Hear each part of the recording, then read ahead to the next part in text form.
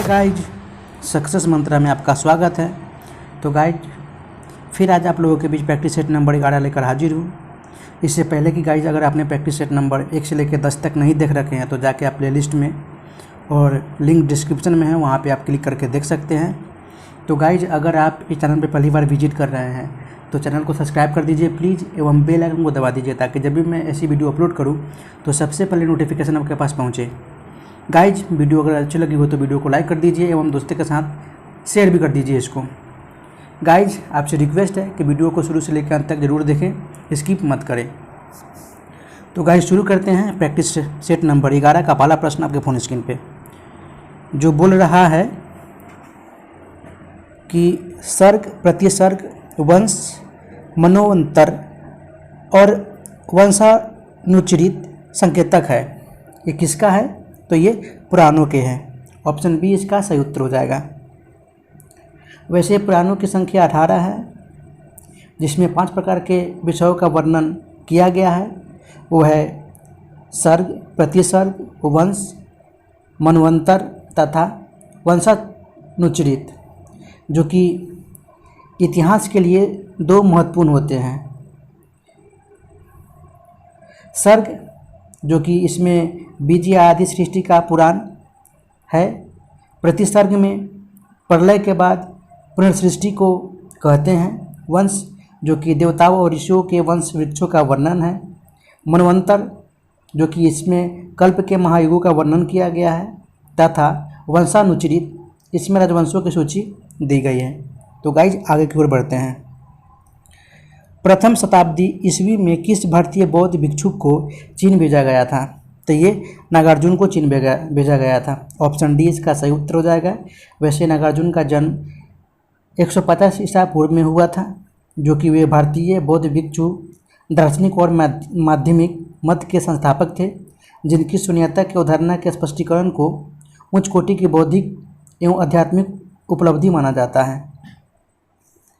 नागार्जुन कनिष्क दरबार में रहते थे, जिनकी तुलना मार्टिन लूथर से की जाती थी। चीनी मान्यता के अनुसार नागार्जुन ने चीन की यात्रा की थी तथा वहां बौद्ध धर्म का प्रचार प्रसार भी किया था। अगला प्रश्न, निम्नलिखित मानचित्र में प्राचीन भारत में पाए जाने वाले 16 महाजनपदों में से 4 दर्शाए गए हैं। तो आप देख सकते हैं कि ABCD ऑप्शन के साथ दर्शाए गए हैं। तो आपका इसमें ऑप्शन बन जाएगा सी मत्स्य, उसके बाद अवंती, उसके बाद वत्स और अंग, यानी आपका ऑप्शन सी इसका सही उत्तर हो जाएगा। यहाँ पे आप देख सकते हैं। वैसे मानचित्र में अंकित महाजनपद मत्स्य, अवंती, वत्स तथा अंग है। मत्स्य महाजनपद की सीमा बहुत अधिक विस्तृत थी। चंबल नदी से सरस्वती नदी के तट तक यह विस्तृत था। अवंती अंग की बात करें तो अवंती महाजनपद पश्चिमी तथा मध्य भालवा क्षेत्र में बसा हुआ था एवं इसके 2 भाग थे। उत्तरी अवंती जिसकी राजधानी उज्जैनी थी तथा दक्षिणी अवंती जिसकी राजधानी महिष्मती थी, एवं दोनों के बीच वेत्रवती नदी बहती थी। वत्स अंग की बात करें तो वत्स महाजनपद आधुनिक इलाहाबाद तथा बंदा का भाग है। अंग की बात करें तो अंग महाजनपद वर्तमान भागलपुर और मुंगेर जिले में विस्तृत है एवं इसकी राजधानी चंपा है। मगध के शक्तिशाली शासक बिंबिसार ने अंग के राजा ब्रह्मदत्त को युद्ध में पराजित कर अंग को मगध में सम्मिलित कर लिया था। तो आगे की ओर बढ़ते हैं गाइज, इसका ऑप्शन सी सही उत्तर हो जाएगा कोट के हिसाब से। अगला प्रश्न बोल रहा है कि सूची 1 को सूची 2 के साथ सम्मिलित कीजिए तथा सूची को नीचे दिए गए कोट की सहायता से सही उत्तर चुनिए। तो आपका कुरु की राजधानी हो जाएगा आपका इंद्रप्रस्थ, एवं पंचाल की राजधानी हो जाएगा आपका अहिछत्र, कौशल की राजधानी हो जाएगा आपका साकेत, एवं वत्स की राजधानी हो जाएगा कौशाम्बी। यानी आपका कूट बैठ जाएगा इसमें ऑप्शन बी 4312। तो आगे की ओर बढ़ते हैं गाइज। सैंड्रो क्वार्ट्ज से चंद्रगुप्त मौर्य की पहचान किसने की? तो ये विलियम जोन्स ने की। ऑप्शन ए इसका सही उत्तर हो जाएगा।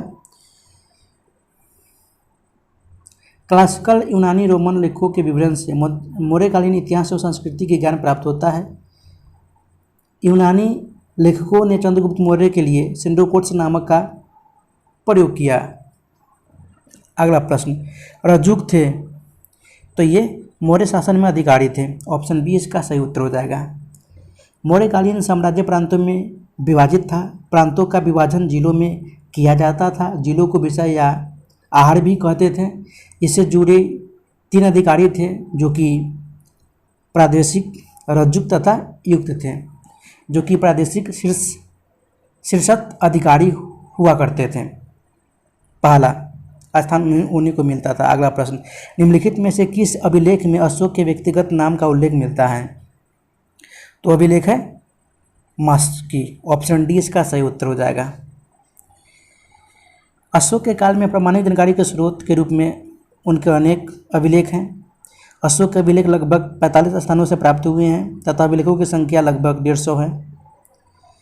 अभिलेखों में मास्की, गुर्जरा, नेतुर तथा उदय गोलम से हमें अशोक नाम वर्णित प्राप्त होते हैं।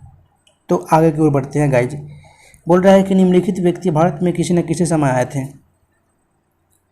तो आपका कूट बैठेगा, पहले मेगास्थनीज, उसके बाद फायान, उसके बाद हेनसांग, उसके बाद इत्सिंग, यानी आपका कूट 3142 के हिसाब से बैठेगा। यूनानी शासक सेलुकस निकेटर ने अपने राजदूत के रूप में मेगास्थनीज को चंद्रगुप्त मौर्य के दरबार में भेजा था एवं इनकी पुस्तक है मेंगिफेरी इंडिका। तो आगे की ओर बढ़ते हैं गाइज। अगला प्रश्न, गुप्त काल में उत्तर भारतीय व्यापार निम्नलिखित में से किस एक पतन से संचालित होता है? तो है ताम्रलिप्ति। ऑप्शन ए इसका सही उत्तर हो जाएगा। अगला प्रश्न, धर्मशास्त्रों में भू राजस्व की दर क्या है? तो ये 1/6 है। ऑप्शन सी इसका सही उत्तर हो जाएगा। मनु के अनुसार कर के प्रमुख प्रकार थे जो कि बलि, शुल्क, दंड कर तथा तुरुस्क कर, पशु कर तथा शिल्पी कर। भीष्म ने 2 नए करों का उल्लेख किया जो कि हिरण्य कर और लवण कर है। तो आगे की ओर बढ़ते हैं गाइस। खजुराहो के मंदिर अवस्थित है, संबंधित है। तो ये खजुराहो के मंदिर हिंदू धर्म और जैन धर्म से संबंधित है। ऑप्शन सी इसका सही उत्तर हो जाएगा, जो कि खजुराहो के मंदिर मध्य प्रदेश के छतरपुर जिले में स्थित एक प्रमुख शहर है जो कि अपने प्राचीन एवं मध्यकालीन मंदिरों के लिए विश्व विख्यात है। अगला प्रश्न, वह चोल राजा कौन था जिसने श्रीलंका को पूर्ण स्वतंत्रता दी और सिंहल राजकुमार के साथ अपनी पुत्री का विवाह कर दिया था? तो चोल राजा था कुलोत्तुंग I। ऑप्शन ए इसका सही उत्तर हो जाएगा, जो कि इसका प्रारंभिक नाम राजेंद्र द्वितीय था एवं यह पूर्वी चालुक्य शासक राजराज का पुत्र था। कुलोत्तुंग प्रथम राजेंद्र चोल प्रथम की पुत्री अमंगबाई का पुत्र था। तो आगे की ओर बढ़ते हैं गाइज। विक्रमशिला महाविहार की स्थापना किस वंश के शासक द्वारा करवाई गई थी? तो ये पाल वंश के शासक के द्वारा करवाई गई थी। ऑप्शन डी इसका सही उत्तर हो जाएगा, जो कि बिहार के भागलपुर जिले में यह विक्रमशिला महाविहार विश्वविद्यालय स्थित है एवं इसकी स्थापना जो पाल वंश के द्वारा 9वीं सदी में कराई गई थी एवं इस महाविहार के खर्चे के लिए बहुत सारा धन धर्मपाल और उसके उत्तराधिकारी ने दिए थे। इस महाविहार में बौद्ध साहित्य, वैदिक साहित्य और अन्य ज्ञान विज्ञान की शिक्षा दी जाती थी। इस विहार में अनेक विद्वान शिक्षा लेकर निकले और उनकी बड़ी प्रसिद्धि हुई। उनमें से रत्नव्रज, रत्नकीर्ति, ज्ञान सिमित्रित, रत्नाकर शांति और दीपंकर अतिश के नाम ये शामिल हैं। अगला प्रश्न, फिरोज तुगलक द्वारा स्थापित दार उल साफा क्या था? तो ये एक खैराती अस्पताल है। ऑप्शन बी इसका सही उत्तर हो जाएगा। वैसे फिरोज शाह तुगलक की बात करें तो ये जनता के कल्याण के लिए अनेक लोग कल्याणकारी कार्य किए। आगे की ओर बढ़ते हैं गाइस।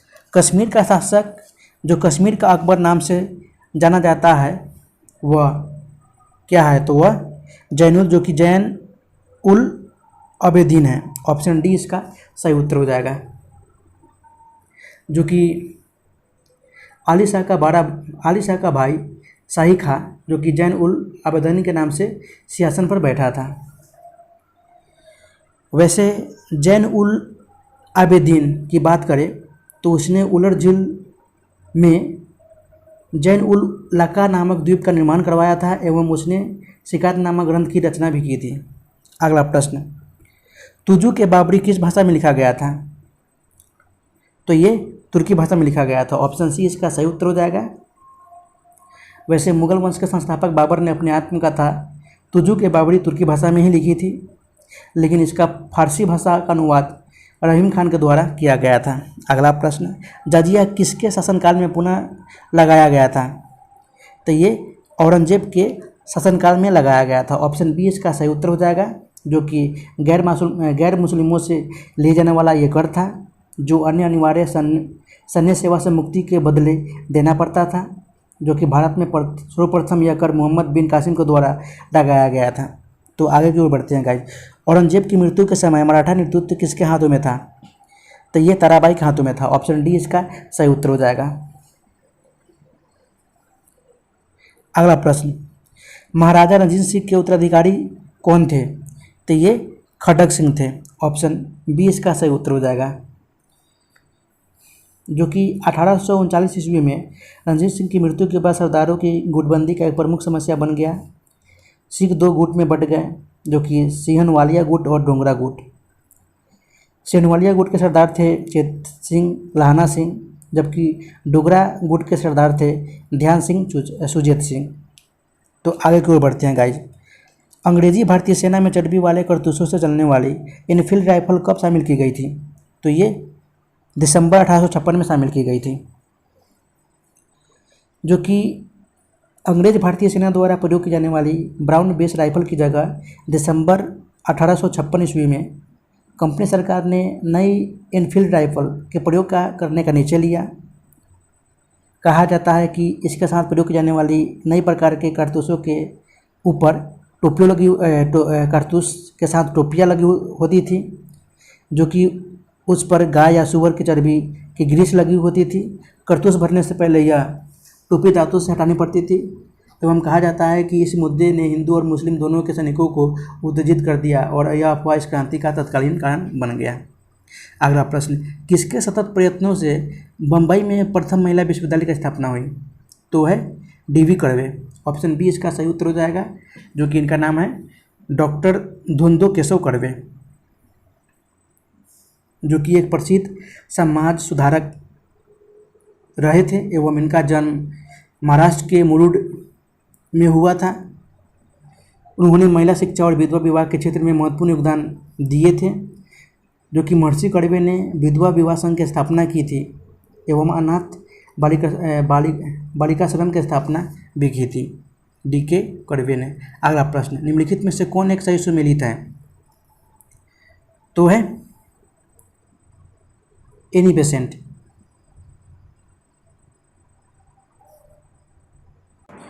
तो यहाँ पे आपका सही उत्तर हो जाएगा एनी बेसेंट, जो कि कॉमनवेल्थ से संबंधित है।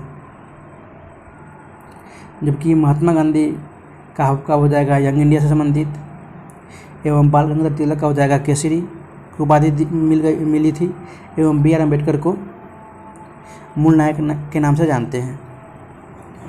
तो आपका ऑप्शन सी इसका सही उत्तर हो जाएगा, जो कि सुमेलित है। बहुजन समाज का संस्थापक कौन था? तो ये मुकुंदराव पाटिल थे। ऑप्शन बी इसका सही उत्तर हो जाएगा, जो कि मुकुंदराव पाटिल निम्न जातियों के प्रारंभिक आंदोलनों में प्रमुख ज्योतिबा फुले द्वारा स्थापित सत्यशोधक समाज से जुड़े थे। इन्होंने प्रभावी भूमिका निभाई थी इसके दौरान। अगला प्रश्न, मुजफ्फरपुर में किंग्स फोर्ट की हत्या का प्रयास कब किया गया था? तो ये 1908 में किया गया था। ऑप्शन ए इसका सही उत्तर हो जाएगा, जो कि 1908 ईस्वी में प्रफुल्ल चाकी एवं खुदीराम बोस ने मुजफ्फरपुर के न्यायाधीश किंग्स फोर्ट को मारने का प्रयास किया गया, जिसमें वह बच गए, लेकिन इसमें मिस्टर कनेडी की पत्नी की और पुत्री मारी गई। लेकिन पुलिस ने प्रफुल्ल चाकी को चारों ओर से घेर लिया। जो प्रफुल्ल चाकी ने खुद को गोली मार ली, जबकि खुदीराम बोस को पकड़कर फांसी दे दी गई। अगला प्रश्न, मुस्लिम लीग का प्रथम अध्यक्ष कौन था? तो ये आगा खां थे। ऑप्शन ए इसका सही उत्तर हो जाएगा। अगला प्रश्न, निम्नलिखित में से कौन चौरी चौरा कांड की वास्तविक तिथि है? तो है 5 फरवरी 1922। ऑप्शन ए इसका सही उत्तर हो जाएगा, जो कि 5 फरवरी 1922 ईस्वी को चौरी चौरा नामक स्थान पर किसानों के एक जुलूस पर गोली चलाए जाने के कारण क्रूरवीर में थाने में आग लगा दी गई, जिसमें थानेदार सहित 22 पुलिसकर्मी मारे गए थे, जिसे हम चौरी चौरा कांड के नाम से जानते हैं। एवं इसके बाद ही 12 फरवरी 1922 को गांधी जी ने असहयोग आंदोलन को समाप्त कर दिया। अगला प्रश्न, निम्नलिखित में से किस भारतीय नेता ने लंदन में प्रथम गोलमेज कॉन्फ्रेंस में भाग लिया था? तो है मौलाना मोहम्मद अली ने गोलमेज सम्मेलन में भाग लिया था कॉन्फ्रेंस में। ऑप्शन ए इसका सही उत्तर हो जाएगा, जो कि साइमन कमीशन रिपोर्ट पर विचार करने के लिए ब्रिटेन में प्रथम गोलमेज सम्मेलन 12 नवंबर 1930 को आयोजित हुआ। इसमें कुल 89 व्यक्तियों ने भाग लिया था, लेकिन इस सम्मेलन में मुस्लिम नेता आगा खां, मोहम्मद अली, फजलुल हक और जिन्ना ने भाग लिया था। अगला प्रश्न, कांग्रेस के त्रिपुरी अधिवेशन के पश्चात सुभाष चंद्र बोस और दक्षिणपंथी का समस्त झगड़ा किस प्रश्न पर केंद्रित हो गया? तो ये कांग्रेस कार्यकारिणी समिति का गठन पे केंद्रित हो गया। ऑप्शन ए इसका सही उत्तर हो जाएगा। वैसे सुभाष चंद्र बोस ने अनुरोध किया कि वे गांधी जी की इच्छानुसार अपनी कार्य समिति बनाएं, लेकिन गांधी जी ने सहयोग न करते हुए उन्हें अपनी मर्जी की कार्य समिति बनाने को कहा था। सुभाष चंद्र बोस की यह इच्छा यह थी कि आगे आंदोलन का नेतृत्व गांधी जी करें, लेकिन उनकी बनाई रणनीति के अनुसार जिससे गांधी जी राजी नहीं हुए। अंततः सुभाष चंद्र बोस को त्याग देना पड़ा और फिर डॉक्टर राजेंद्र प्रसाद को अध्यक्ष बने। अगला प्रश्न, भारत छोड़ो प्रस्ताव होने के बाद गांधी जी को कैद किया गया?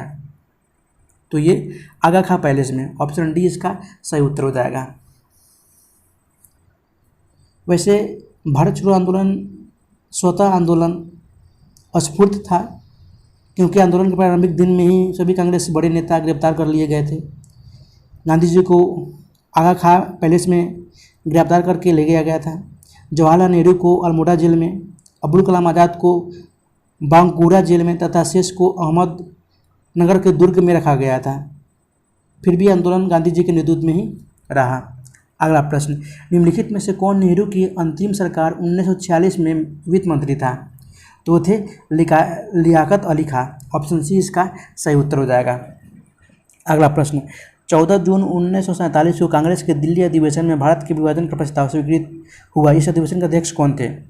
तो इस अधिवेशन के अध्यक्ष थे आचार्य JB कृपलानी। ऑप्शन सी इसका सही उत्तर हो जाएगा, जिनका पूरा नाम है जीवन राम भगवान दास कृपलानी, जो कि एक प्रसिद्ध स्वतंत्रता सेनानी तथा राजनेता थे। अगला प्रश्न, भारत के स्वतंत्र होते समय इंग्लैंड का प्रधानमंत्री कौन था? तो ये था क्लीमेंट एटली। ऑप्शन बी इसका सही उत्तर हो जाएगा। अगला प्रश्न, निम्नलिखित में से भारत में 19वीं शताब्दी में पड़े किस अकाल को प्रकोप का समुद्र सी ऑफ कैलिमिटी कहा गया है?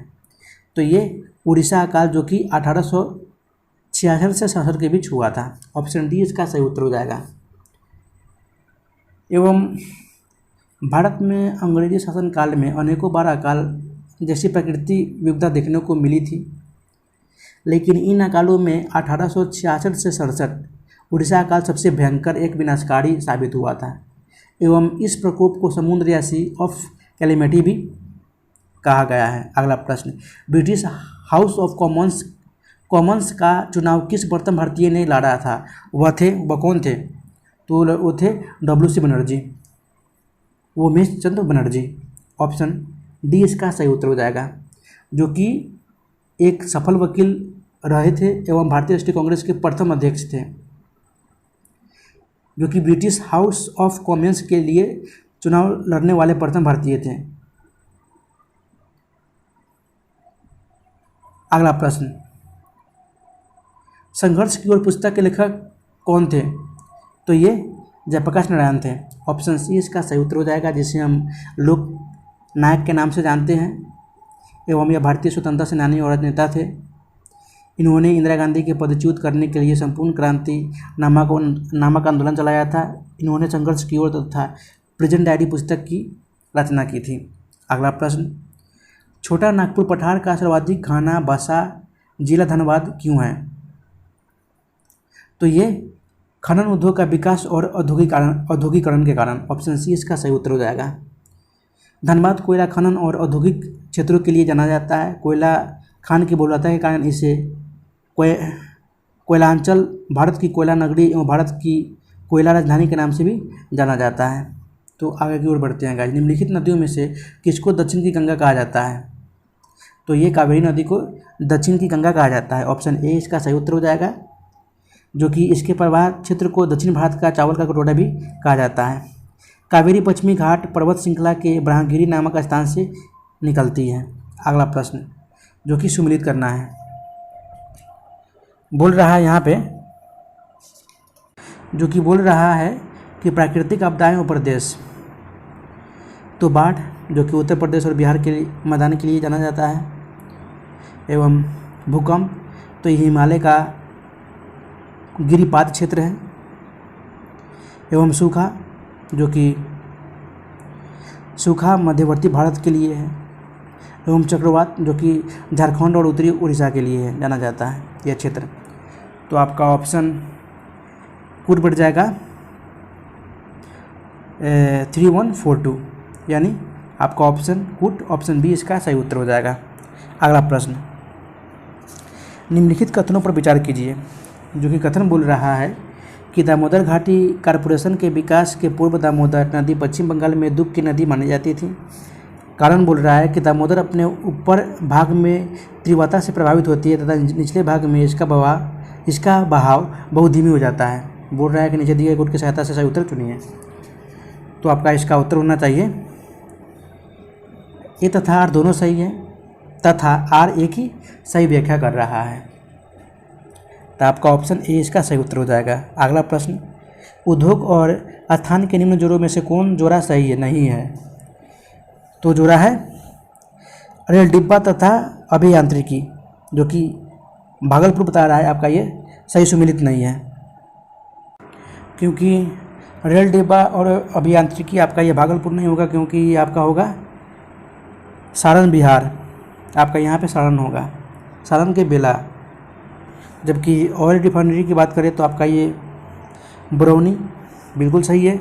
सीमेंट जो कि बंजारी नामक स्थान पर कल्याणपुर सीमेंट फैक्ट्री एवं डीजल लोकोमोटिव फैक्ट्री जो कि मंढोरा, यानी आपका ऑप्शन डी सही सुमिलित नहीं है। तो आपका ऑप्शन डी इसका सही उत्तर हो जाएगा। अगला प्रश्न, भारत में कतिपय लौह इस्पात संयंत्र पश्चिमी तट से होकर आयोजित किए गए हैं। इस उद्योग के ऐसे स्थिति स्थानांतरण का प्रमुख कारण क्या है? तो इसका प्रमुख कारण गोवा एवं मध्य प्रदेश के कुछ भागों में उत्तम श्रेणी के लौह अयस्क निक्षेपों का मिलना तथा इस क्षेत्र से इस्पात निर्यात की तुलनात्मक सुविधा। ऑप्शन बी इसका सही उत्तर हो जाएगा। वैसे कच्चा लोहे बनाने के लिए बात करूं तो इसके लिए लौह अयस्क ज़रूरी है, कोयला भी ज़रूरी है, चूने पत्थर भी ज़रूरी है, मैंगनीज भी ज़रूरी है और डोलामाइट भी ज़रूरी है कच्चा लोहा बनाने के लिए। वैसे 1 टन कच्चा लोहा बनाने के लिए क्या क्या चीज़ की जरूरत पड़ती है? तो 1.5 टन लौह अयस्क की जरूरत पड़ती है, 1.4 टन कोयला की, एवं 0.3 टन चूने पत्थर का प्रयोग किया जाता है, एवं 0.1 टन मैंगनीज का, एवं 0.1 डोलामाइट इत्यादि की आवश्यकता होती है। वैसे इस उद्योग में कोयला और लौह अयस्क प्रमुख कच्चे माल होते हैं। इसी कारण इनके खानों के समय भी लौह इस्पात उद्योग लगाए जाते हैं। तो आगे की ओर बढ़ते हैं गाइज। निम्नलिखित में कौन सा उद्योग चूना पत्थर को मुख्य कच्चा माल के रूप में उपयोग किया जाता है? तो है सीमेंट। ऑप्शन बी इसका सही उत्तर हो जाएगा। वैसे सीमेंट बनाने के लिए चूना पत्थर का 75% और मृतिका जिसे हम किले बोलते हैं उसका 25% का मिश्रण होता है, जो कि यह मिश्रण एक भट्टी में उच्च तापमान पर जलाया जाता है। उसके पश्चात फलस्वरूप बने मिश्रण को जिप्सम के साथ मिलाकर एक महीन पीसा जाता है एवं अंतिम उत्पाद हमें सीमेंट प्राप्त होता है। तो आगे की ओर बढ़ते हैं गाइज। एक स्थान की जो सही आकांक्षीय स्थिति हो सकती है वह है 45 डिग्री दक्षिण। ऑप्शन सी इसका सही उत्तर हो जाएगा। जो कि यह विषुवत रेखा से उत्तर से दक्षिण स्थानों को दर्शाता है। अगला प्रश्न, इनमें विश्व का सबसे बड़ा रेगिस्तान कौन सा है? तो रेगिस्तान है सहारा रेगिस्तान। ऑप्शन सी इसका सही उत्तर हो जाएगा, जो कि ये 90 लाख वर्ग किलोमीटर क्षेत्रफल तक फैला हुआ है। वैसे इसका क्षेत्रफल चाद, अल्जीरिया, मिस्र, लीबिया, मोरक्को, माली, ट्यूनीशिया, नाइजर जैसे देशों में है। उसके बाद कलाहारी की बात करें तो ये आपका 9 लाख वर्ग किलोमीटर क्षेत्र में फैला हुआ है, जो कि आपका ये बोत्सवाना, नामीबिया एवं दक्षिण अफ्रीका जैसे देशों में है। गोबी की बात करूं तो आपका ये 1,95,000 वर्ग किलोमीटर क्षेत्रफल तक फैला हुआ है, जो कि चीन एवं मंगोलिया का हिस्सा है। थार की बात करूं तो आपका ये 2 लाख वर्ग किलोमीटर क्षेत्रफल तक फैला हुआ है, जो कि भारत और पाकिस्तान का एक भाग है। अगला प्रश्न, कौन सी धारा दक्षिण अटलांटिक महासागर में धाराओं के एक पूर्ण वृत्त के निर्माण में योगदान नहीं देती? तो है कन्हारी। ऑप्शन सी इसका सही उत्तर हो जाएगा। वैसे दक्षिण विषुवत रेखा रेखीय धारा, जो कि यह गर्म धारा 0 डिग्री से 20 डिग्री दक्षिणी अक्षांश के मध्य पश्चिमी अफ्रीका से प्रारंभ होकर दक्षिण अमेरिकी तट पर पहुंचती है। ब्राज़ील धारा की बात करें तो ये दक्षिण विषुवत रेखीय धारा का ब्राज़ील तट से टकराकर द्विशाखन हो जाता है, जिसमें एक शाखा कैरिबियन सागर की ओर तथा दूसरी शाखा ब्राज़ील तट के सहारे दक्षिण की ओर प्रभावित होती है। बेंगुला धारा की बात करें तो दक्षिण अटलांटिक ठंडी धारा का अधिकांश भाग अफ्रीका के पश्चिमी तट के सहारे विषुवत रेखा की ओर प्रभावित होने लगता है, जिसे हम बेंगुला धारा कहते हैं। एवं कनारी ठंडी धारा उत्तरी अटलांटिक महासागर में प्रवाहित होने वाली ये धारा है, कनारी धारा। अगला प्रश्न, निम्नलिखित में से किसके द्वारा भारत और पूर्वी एशिया के बीच नौ संचालन समय, नेविगेशन टाइम और दूरी अत्यधिक कम किए जा सकते हैं? तो इसका सही उत्तर हो जाएगा आपका, बोल रहा है कि सियाम खाड़ी और अंडमान सागर के बीच भूसंधि या जलडमरू मध्य के पार नई नहर खोलकर। ऑप्शन बी इसका सही उत्तर हो जाएगा, जो कि यहाँ पे आपका बोला जा रहा है कि सियाम अंडमान सागर के बीच मलेशिया और इंडोनेशिया के बीच स्थित मलक्का जलडमरू मध्य का सामरिक और आर्थिक दृष्टि से व्यापक महत्व किया गया है। लगभग 805 किलोमीटर लंबे यह जलडमरू मध्य इन महासागर और प्रशांत महासागर को जोड़ती है। तो यहाँ पे आपका ऑप्शन बी सही उत्तर हो जाएगा, केवल 2। अगला प्रश्न, संयुक्त राज्य अमेरिका में निम्नलिखित में से किस क्षेत्र को टोर्नेडो एली कहा जाता है? तो ये मिसिसिपी मैदान को टोर्नेडो एली कहा जाता है। ऑप्शन सी इसका सही उत्तर हो जाएगा। वैसे संयुक्त राज्य अमेरिका के विविध मैदान के क्षेत्र में ध्रुवीय ठंडी वायु राशि और उत्तरी विषुवत रेखीय गर्म धराव एवं उष्णकटिबंधीय क्षेत्र में स्थित मेक्सिको की खाड़ी की गर्म तथा आर्द्र उष्णकटिबंधीय वायु राशियों को मिलाने के प्रलयकाली चक्रवातों का विकास होता है, जिसे हम टोर्नेडो एली कहते हैं। अगला प्रश्न, निम्न में से किस क्षेत्र में भूमध्य सागरीय जलवायु प्रचलित नहीं है? तो है पंपास। ऑप्शन डी इसका सही उत्तर हो जाएगा। मध्य आकांक्षीय स्टेपी जलवायु, जो कि विस्तार इसका पाया जाता है, स्टेपी जलवायु वाले अन्य प्रमुख शीतोष्ण घास प्रदेशों में हंगरी के पुछताछ, मंचूरिया के घास मैदान, कनाडा तथा संयुक्त राज्य अमेरिका के प्रेइज, दक्षिण अफ्रीका में वेल्ड तथा दक्षिण ऑस्ट्रेलिया में मरे डोलिंग बेसिन में डाउन्स तथा न्यूजीलैंड में कैंटबरी घास मैदान है। अगला प्रश्न, विश्व में पहला परमाणु बिजली घर कहाँ स्थापित किया गया था? तो आपका ये यूएसए में स्थापित किया गया था, यूनाइटेड स्टेट ऑफ अमेरिका में स्थापित किया गया था। जो कि परमाणु रिएक्टर एक ऐसी युक्ति है जिसमें नाभिकीय ईंधन यूरेनियम 235 का नियंत्रित परमाणु विखंडन कराकर विद्युत का उत्पादन किया जाता है। तो गाइज यहाँ से आपका मैथ के प्रश्न शुरू होता है, तो आप लोग सॉल्व कर लीजिएगा। मैं सिर्फ उत्तर बता देता हूँ। बोल रहा है कि एक संख्या के 1/2 का 3/4 और फिर 120 है तो संख्या क्या होगा? अगली संख्या की बात कर रहा है तो ये 320 हो जाएगा। अगला प्रश्न, विक्रय मूल्य और क्रय मूल्य का अनुपात 9:5 है। लाभ या हानि प्रतिशत ज्ञात कीजिए। तो हानि या लाभ 80% हो जाएगा, जो कि ऑप्शन में दे नहीं रखा है, तो आपका ऑप्शन ये सही उत्तर हो जाएगा। अगला प्रश्न, यदि tan theta plus cot theta equal to √3 हो तो tan के पावर 6 थीटा प्लस cot के पावर 6 थीटा का मान कितना होगा? तो ये -2 हो जाएगा। अगला प्रश्न, एक चुनाव में 2 उम्मीदवारों ए तथा बी के बीच मुकाबला है। उम्मीदवार ए 54% वैध मत प्राप्त करता है और 3200 मतों से जीतता है। यदि चुनाव में 20% मत अमान्य है तो चुनाव में डाले गए कुल मतों की संख्या ज्ञात कीजिए। तो ये कुल मतों की संख्या आपका हो जाएगा 50,000।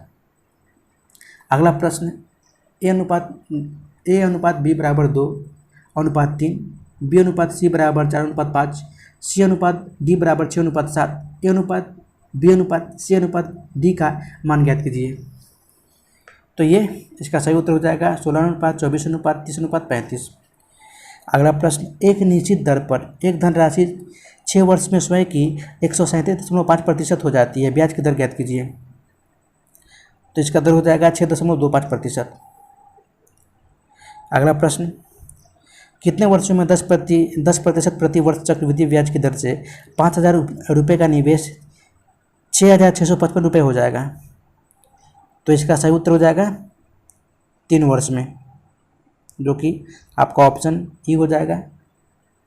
इनमें से कोई नहीं। अगला प्रश्न, 361, 399, 760 का मौसो क्या होगा? महत्तम समापवर्तक। तो ये आपका हो जाएगा 19। अगला प्रश्न, जो कि अलजेब्रा का है, सॉल्व कीजिए। बोल रहा है हल कीजिए। x+2 का होल क्यूब माइनस x+6 का होल स्क्वायर बराबर क्या होना चाहिए? तो ये आपका x³ + 5x² - 28, यानी आपका ऑप्शन ए ही सही होगा। अगला प्रश्न, एक बेलन का आयतन ज्ञात कीजिए यदि इसके आधार की परिधि 66 सेंटीमीटर है और बेलन को 40 सेंटीमीटर है।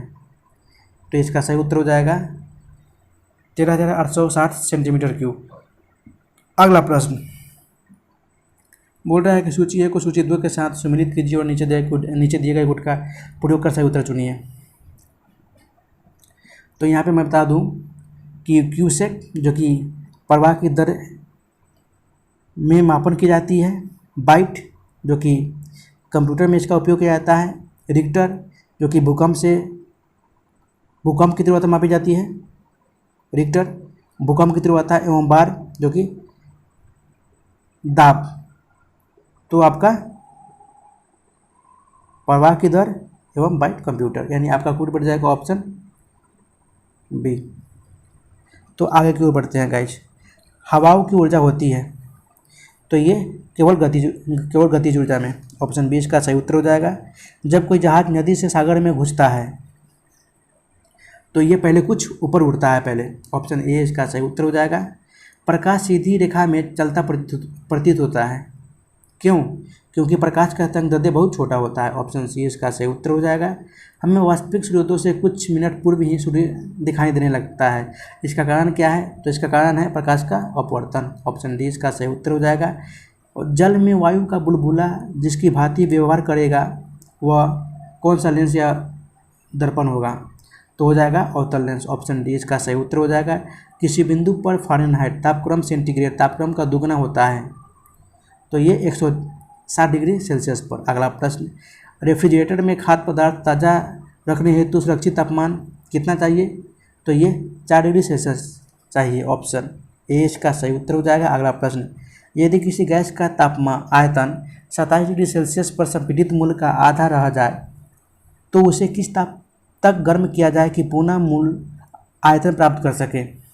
तो ये 327 डिग्री सेल्सियस पर रह जाए तो पुनः मूल आयतन प्राप्त किया जा सकता है, ऑप्शन ए इसका सही उत्तर हो जाएगा। जो कि आप फॉर्मूला लगा सकते हैं, V1/V2 = T1/T2। अगला प्रश्न, जल किसी बोतल में पानी भरा जाता है और उसे जमने दिया जाता है तो बोतल टूट जाती है, क्योंकि पानी जमने पर फैलता है, ऑप्शन ए इसका सही उत्तर हो जाएगा। आंतों के रोगों के निदान में निम्न किरणों का उपयोग किया जाता है, किसके द्वारा? तो ये एक्सक्रीन के द्वारा। अगला प्रश्न, पाश्चुराइजेशन एक प्रक्रिया है जिसमें दूध को पहले बहुत देर तक गर्म किया जाता है और एक निश्चित समय में अचानक ठंडा कर लिया जाता है, यानी ऑप्शन सी इसका सही उत्तर हो जाएगा। अगला प्रश्न, निम्नलिखित में से किस पदार्थ में कैल्शियम विद्यमान है? तो पदार्थ है जिप्सम। ऑप्शन सी इसका सही उत्तर हो जाएगा। भार के अनुसार पानी H2O में हाइड्रोजन की प्रतिशतता होती है, तो ये 11.11% होती है, जो कि आप H2O का आणविक द्रव्यमान जैसे हम 18 ग्राम पर मोल बोलते हैं, एवं जल में उपस्थित हाइड्रोजन परमाणु की संख्या 2 होती है, तो इसलिए जल में हाइड्रोजन का प्रतिशत 2/18 × 100, तो 11.11% हो जाएगा। अगला प्रश्न, 1 विलियन लाल लिटमस को नीला कर देता है और विलियन का पीएच मान कितना होगा? तो 6.5 हो जाएगा। अगला प्रश्न, निम्नलिखित में से कौन सही सुमेलित नहीं है? तो आपका ऑप्शन सिल्वर ब्रोमाइड, जो कि कृत्रिम प्रकाश संश्लेषण एक प्रक्रिया है, आपका ये सही सुमेलित नहीं है, क्योंकि एक रासायनिक प्रक्रिया है।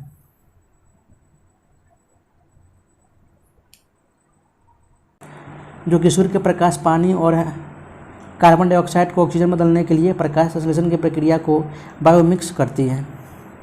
जबकि सिल्वर आयोडाइड कृत्रिम वर्षा के लिए प्रयुक्त है। लिथियम बायोकार्बोनेट या गठिया का उपचार के लिए उपयोग किया जाता है, जबकि दूधिया मैग्नीशिया ये प्रति अम्ल होता है, यानी आपका ऑप्शन ए इसका सही उत्तर हो जाएगा, जो कि सुमेलित नहीं है। अगला प्रश्न, लंबे समय तक कठोर शारीरिक कार्य के पश्चात मांसपेशियों जो कि मसल्स में थकान अनुभव होने के कारण क्या है? तो ये है लैक्टिक एसिड का संचय। ऑप्शन डी इसका सही उत्तर हो जाएगा। अगला प्रश्न, जो कि सुमेलित करना है, तो यहाँ पे बोल रहा है ईंधन गैस और प्रमुख घटक, तो यहाँ पे बोल सकते हो कि CNG, जो कि आपका इसमें ईथेन और मीथेन में ही CNG पाया जाता है, एवं LPG में आपका ब्यूटेन प्रोपेन पाया जाता है। कोल गैस की बात करें तो इसमें हाइड्रोजन, मीथेन, कार्बन मोनोऑक्साइड पाया जाता है कोल गैस में, एवं वाटर जल गैस में कार्बन मोनोऑक्साइड, हाइड्रोजन पाया जाता है। तो यहाँ पे आप बोल सकते हो आपका कोड बैठ जाएगा ऑप्शन सी 3241। अगला प्रश्न, अपमार्जक क्या है? तो ये शोधन अभिकर्ता है। ऑप्शन डी इसका सही उत्तर हो जाएगा। अगला प्रश्न, रोडेंटिसाइड वह रसायन है जिसका प्रयोग किया जाता है नियंत्रण करने के लिए, तो ये चूहों का नियंत्रण करने के लिए। ऑप्शन सी इसका सही उत्तर हो जाएगा, जो कि एक कीट नियंत्रक रसायन है, जो कि चूहों को मारने में इसका उपयोग किया जाता है। अगला प्रश्न, अग्निशमक में कौन सी गैस काम करता है? कौन सी गैस काम आती है? तो आपका ये कार्बन डाइऑक्साइड काम आता है आग बुझाने के लिए। ऑप्शन ए इसका सही उत्तर हो जाएगा। अगला प्रश्न, निम्नलिखित में से कौन अंडे देता है और सीधे बच्चे नहीं देता है?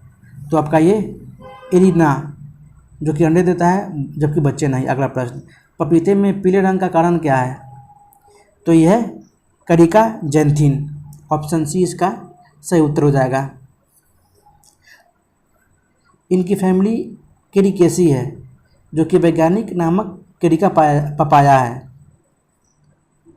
एवं इसमें vitamin A, B, C, D और कैल्शियम, लौह, प्रोटीन आदि विपुल मात्रा में मौजूद होते हैं पपीता में। अगला प्रश्न, मानव के मस्तिष्क में स्मरण क्षमता कहाँ होती है?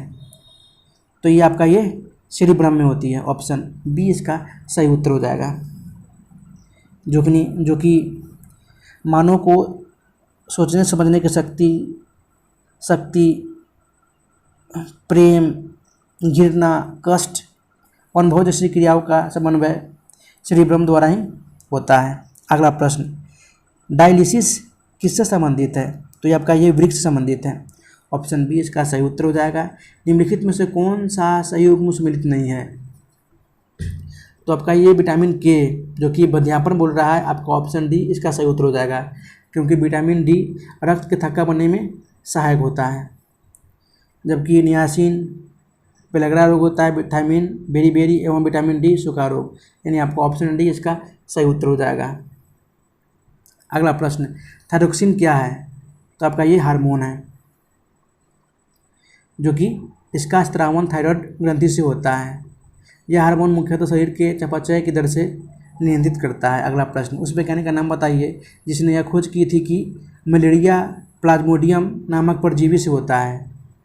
तो है sir Ronald Ross. Option C इसका सही उत्तर हो जाएगा, जो कि 1902 ईस्वी में इन्हें नोबेल पुरस्कार से सम्मानित किया गया था। अगला प्रश्न, निम्नलिखित में से कौन सा बर्ड फ्लू विषाणु है?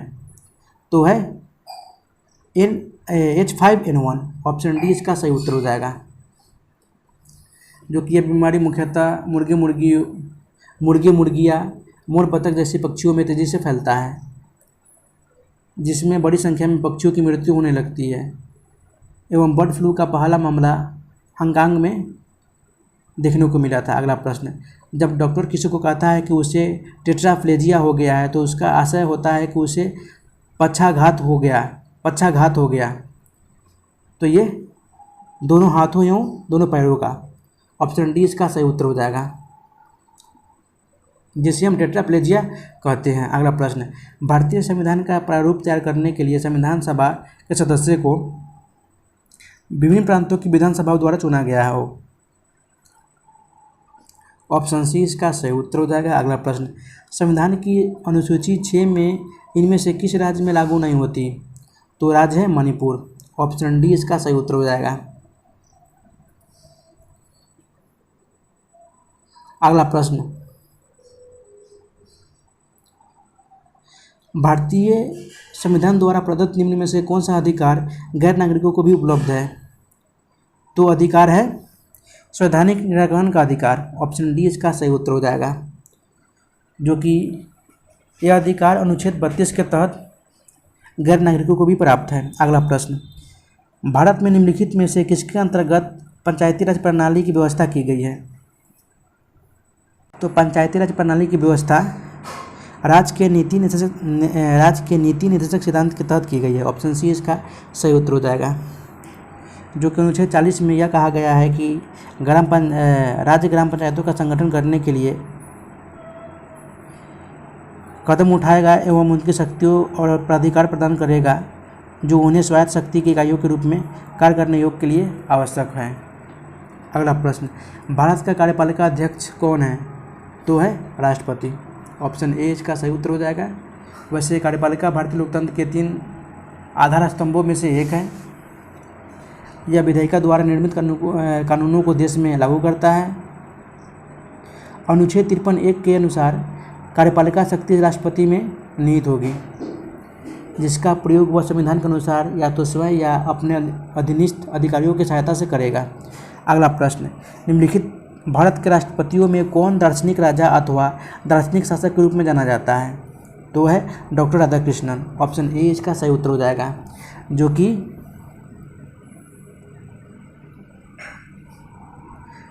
डॉक्टर सर्वपल्ली राधाकृष्णन भारत के पहले उपराष्ट्रपति थे एवं यह 2 कार्यकाल जो कि 1952 से 57 और 1957 से 62 तक कार्य किया था, वो पद पे चिन्हित थे।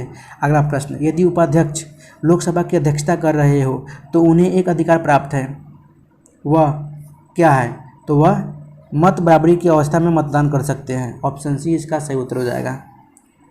अनुच्छेद 93 में अध्यक्ष उपाध्यक्ष के चुनाव का प्रावधान किया गया है, परंतु अध्यक्ष का पद रिक्त होने पर उपाध्यक्ष अध्यक्ष के तौर पर काम कर सकता है। अगला प्रश्न, सिविल अधिकार का संरक्षण अधिनियम का विस्तार क्या है? तो यह है संपूर्ण भारत पर। ऑप्शन ए इसका सही उत्तर हो जाएगा। अगला प्रश्न, विधायी शक्तियों की संघीय सूची में समाविष्ट किसी विषय के संबंध में भारत के उच्चतम न्यायालय के अधिकार क्षेत्र को बढ़ाने का अधिकार दिया गया है, तो ये किसको दिया गया है? तो ये संसद को दिया गया है। ऑप्शन सी इसका सही उत्तर हो जाएगा। विधायी शक्तियों की संघीय सूची में समाविष्ट किसी विषय के संबंध में भारत के उच्चतम न्यायालय का अधिकार क्षेत्र को बढ़ाने का अधिकार संसद को है, जो कि इसका प्रावधान अनुच्छेद 138 के 1 में किया गया है। अगला प्रश्न, निम्न में से किस राज्य में विधान परिषद नहीं है? तो राजस्थान में विधान परिषद नहीं है। ऑप्शन सी इसका सही उत्तर हो जाएगा। अगला प्रश्न, 1992 में अयोध्या घटना के पश्चात कुछ प्रदेशों में विधानसभाएं भंग कर दी गई थी।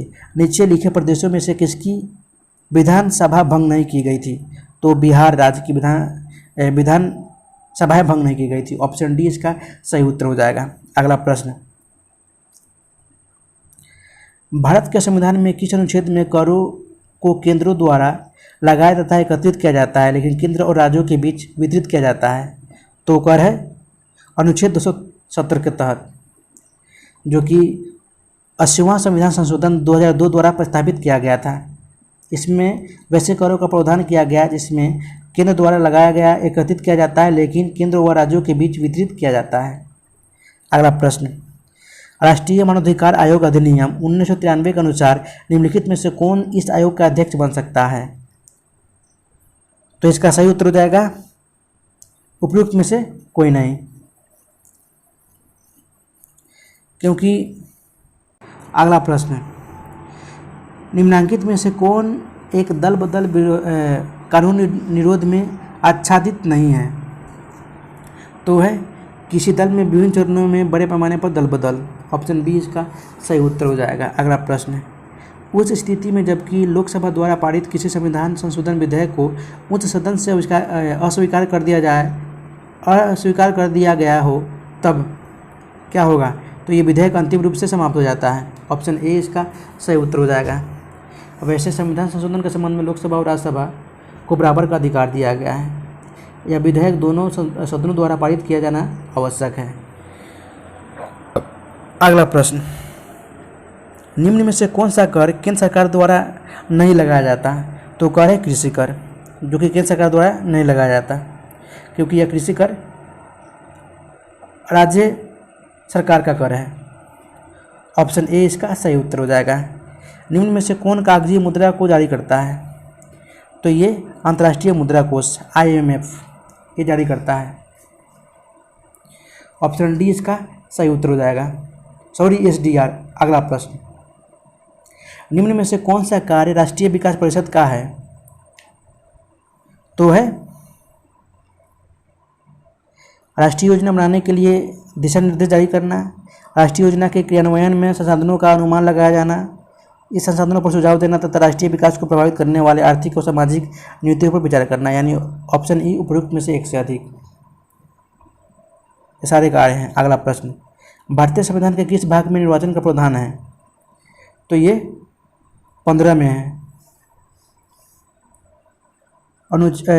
भाग 15 के अनुच्छेद 324 से 329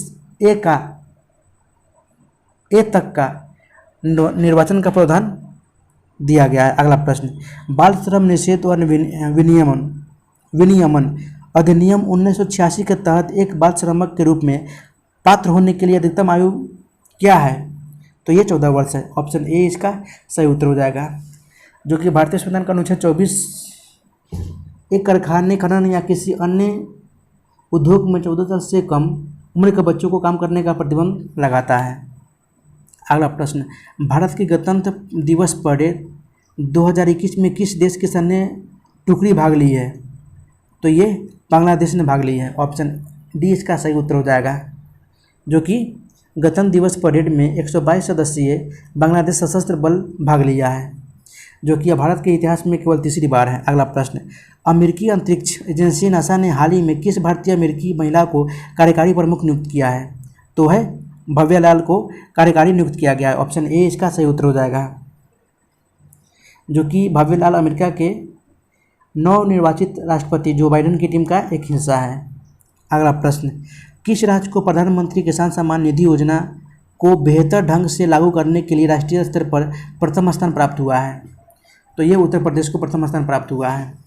ऑप्शन ए इसका सही उत्तर हो जाएगा। हाल ही में किस राज्य को भूमि रिकॉर्ड डिजिटलीकरण में शीर्ष स्थान दिया गया है? तो ये मध्य प्रदेश को दिया गया है। अगला प्रश्न, हाल ही में किस राज्य सरकार ने पीड़ित जानवरों को पशु स्वास्थ्य सेवा प्रदान करने के लिए भारत का पहला एम्बुलेंस नेटवर्क स्थापित करने की घोषणा की है? तो ये आंध्र प्रदेश सरकार के द्वारा किया गया है। ऑप्शन डी इसका सही उत्तर हो जाएगा। BCCI ने T20 वर्ल्ड कप 2021 के लिए निम्न में से किसे भारतीय टीम का मेंटर मार्गदर्शक नियुक्त किया गया है? तो यह महेश धोनी को नियुक्त किया गया था। अगला प्रश्न, निम्न में से किस राज्य सरकार ने श्रेणी 1 में पहले स्थान का पंचायत पुरस्कार 2021 जीता है? तो जीता है उत्तर प्रदेश ने। ऑप्शन बी इसका सही उत्तर हो जाएगा। हाल ही में किस देश के प्रधानमंत्री योशिहिदे सुगा ने पद से इस्तीफा देने की घोषणा की है? तो ये जापान के प्रधानमंत्री रह चुके हैं। अगला प्रश्न, विश्व प्रवासी पक्षी दिवस वर्ल्ड मिग्रेटोरी बर्थडे निम्न में से किस दिन मनाया जाता है? तो ये 8 मई को मनाया जाता है।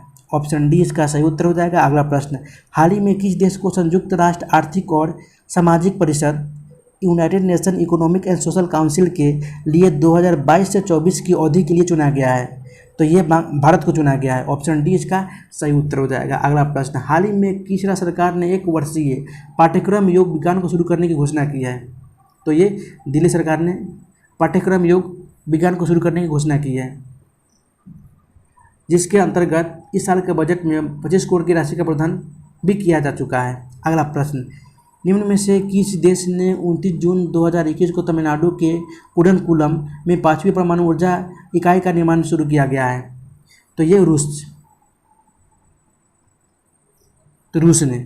आपका ऑप्शन बी इसका सही उत्तर हो जाएगा, जो कि यह विकास दोनों देशों के बीच द्विपक्षीय संबंधों में से एक महत्वपूर्ण कदम माना जा रहा है। अगला प्रश्न, खादी प्राकृतिक पेंट के ब्रांड एम्बेसडर निम्न में से किसे बनाया गया है? तो ये नितिन गडकरी को बनाया गया है। ऑप्शन बी इसका सही उत्तर हो जाएगा। अगला प्रश्न, इंडियन ऑयल कॉर्पोरेशन IOC देश के पहले ग्रीन हाइड्रोजन संयंत्र को निम्न में से किस जगह लगाएगी?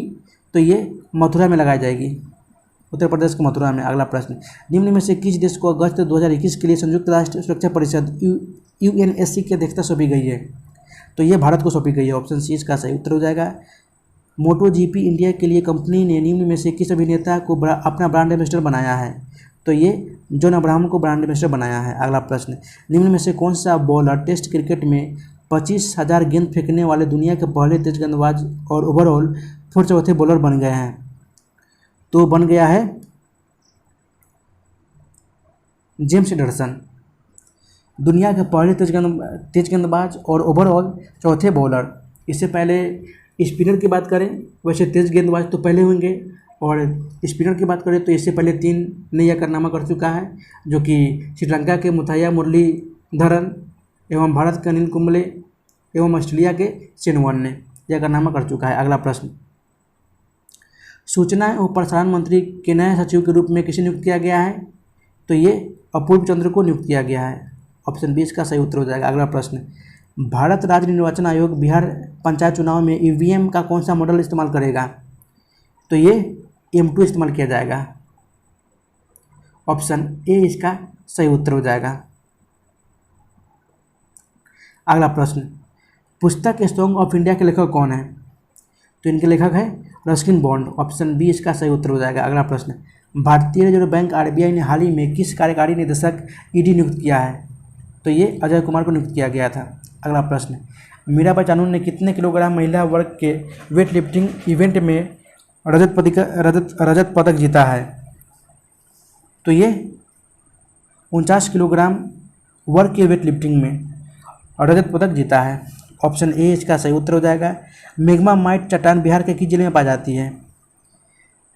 तो ये गया और मुंगेर जिले में पाई जाती है मेग्मा पाइराट चट्टान।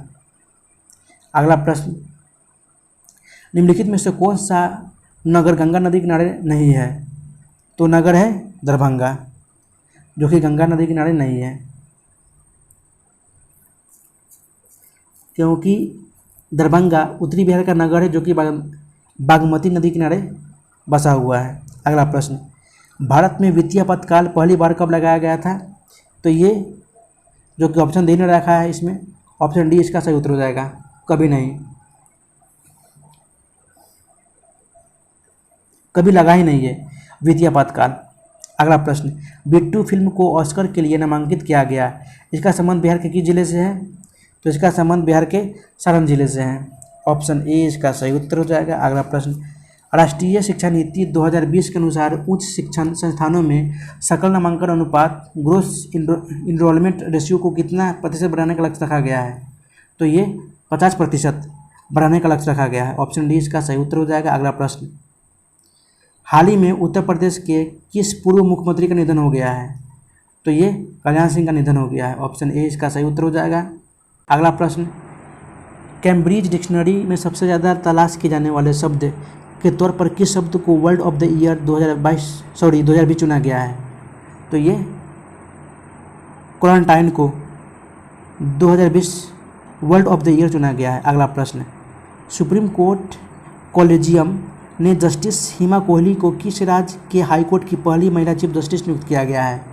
तो ये तेलंगाना राज्य के हाईकोर्ट की पहली महिला चीफ जस्टिस नियुक्त किया गया है। ऑप्शन ए इसका सही उत्तर हो जाएगा। अगला प्रश्न, बिहार में ग्रामीण क्षेत्रों में स्वच्छता में सुधार के लिए निम्न में से कौन सी महत्वपूर्ण योजना चलाई जा रही है?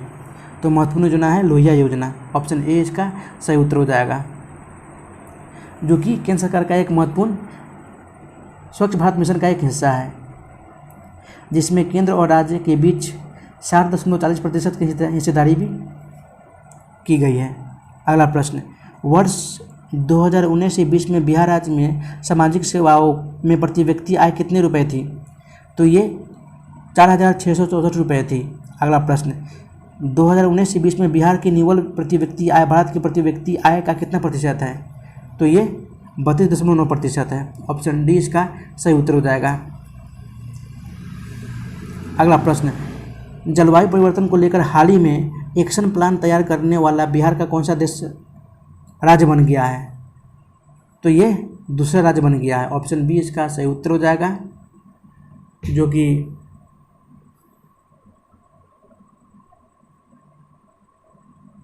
इससे पहले उत्तराखंड जलवायु परिवर्तन को लेकर एक्शन प्लान तैयार करने वाला देश का पहला राज्य बना है, उत्तराखंड। अगला प्रश्न, 15 नवंबर 2000 को बिहार विभाजन के उपरांत बिहार में जिलों की संख्या कितनी थी? तो जिलों की संख्या 37 थी, जो कि अरवल को बाद में जहानाबाद से अलग करके बनाया गया था। अगला प्रश्न, बिहार कब भारत में एक स्वतंत्र प्रदेश बना था? तो ये 1912 में बना था। ऑप्शन डी इसका सही उत्तर हो जाएगा, जो कि 1911 में दिल्ली में आयोजित शाही दरबार में बिहार एवं उड़ीसा के क्षेत्र को बंगाल से पृथक करने के लिए 12 दिसंबर 1911 को नए प्रांत के रूप में गठित करने की घोषणा की गई। उसके बाद 11 अप्रैल 1912 को पृथक प्रांत के रूप में बिहार राज्य की स्थापना हुई थी। अगला प्रश्न, वर्ष 2011 की जनगणना के अनुसार बिहार की पुरुष साक्षरता दर कितनी है? तो पुरुष साक्षरता दर 71.20% है। वैसे महिला साक्षरता दर की बात करें तो 51.5% है, और वैसे टोटली साक्षरता दर की बात करें तो 61.02 समथिंग के आसपास है। तो आगे की ओर बढ़ते हैं गाइज। विश्व का पहला ओजोन परत संरक्षण के लिए सम्मेलन कहाँ हुआ है? तो आपका ये वियना में हुआ है। ऑप्शन बी इसका सही उत्तर हो जाएगा, जो कि पहला सम्मेलन 1985 में ऑस्ट्रेलिया की राजधानी वियना में हुआ है। अगला प्रश्न, अभी हाल ही में पैरालंपिक में ऊंची कूद में कांस्य पदक दिलाने वाले शरद कुमार का सम्मान बिहार के किस राज्य से है? तो ये बिहार के मुजफ्फरपुर राज्य से है। मुजफ्फरपुर जिले से है। ऑप्शन बी इसका सही उत्तर हो जाएगा, जिन्होंने ऊंची कूद में 1.83 मीटर ऊंची छलांग लगाकर पैरालंपिक में ब्रॉन्ज मेडल जीता है। अगला प्रश्न, FAO और हार्वर्ड डे फाउंडेशन ने किस भारतीय शहर को 2020 tree city of the world की मान्यता दी है? तो ये हैदराबाद को मिला है। ऑप्शन ए इसका सही उत्तर हो जाएगा। एवं इस प्रैक्टिस सेट का लास्ट प्रश्न, एक प्राधिकरण द्वारा प्रदान की गई रिपोर्ट जो समस्या से जुड़े लोगों को इसके समाधान के बारे में सूचित करती है, वो क्या कहलाता है? तो वह वाइट पेपर कहलाता है। ऑप्शन बी इसका सही उत्तर हो जाएगा।